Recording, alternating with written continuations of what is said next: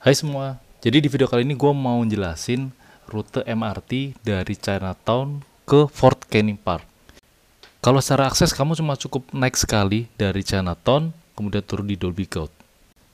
Jadi kamu cukup ikutin aja line yang warna ungu, kemudian sampai di MRT, kemudian naik, kemudian turun, nanti keluarnya di Dolby Court. Seperti itu. Nah, begitu keluar dari trennya, kamu ambil kanan, ikuti way out, arah keluar. Nah, ini naik aja tangga yang cukup tinggi, ikutin arah aja, kemudian ikutin way out, cari arah keluar.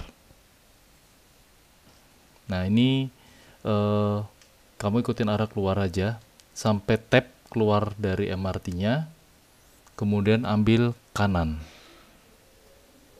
Nah, dari sini kita langsung keluar dari, kita udah keluar nih dari MRT-nya, kemudian ikutin lurus aja. Itu depan tuh gedung perkantoran.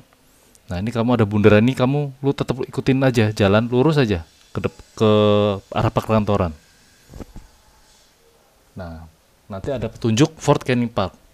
Nah, tinggal ikutin aja arahnya seperti itu. Nah, begitu.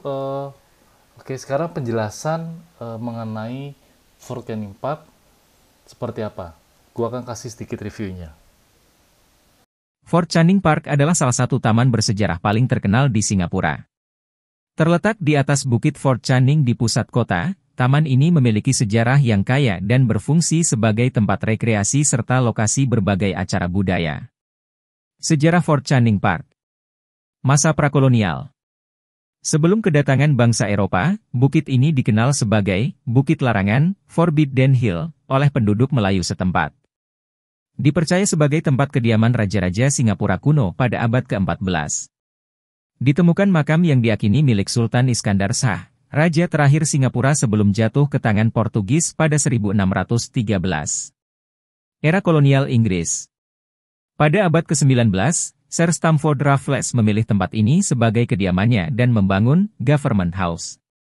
Pada tahun 1860-an, benteng pertahanan militer Fort Canning didirikan untuk melindungi Singapura dari serangan musuh. Perang Dunia Kedua.